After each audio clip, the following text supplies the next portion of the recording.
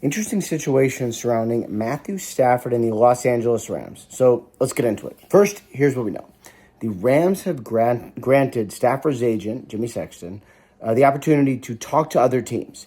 This is not a trade request. Sounds like a trade request, but it's not actually a trade request. Basically, what this does is allow Sexton of CAA to talk to other teams and gauge the value for Matthew Stafford. Obviously, last season, the Stafford contract, I would say ruffled some feathers on both sides right before it was reporting day for training camp. Obviously, they made their way through it. It's fine, but I think things were a little frayed.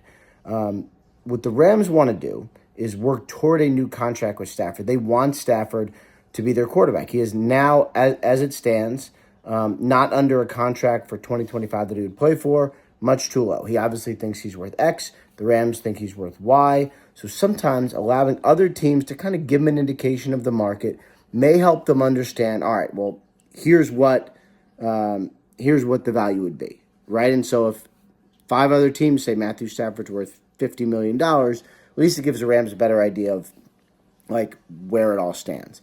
Other side of it is, if they're not able to work out a deal, at least the Rams can understand what Stafford's value is around the league. He can know which teams are interested in him, and they can move from there.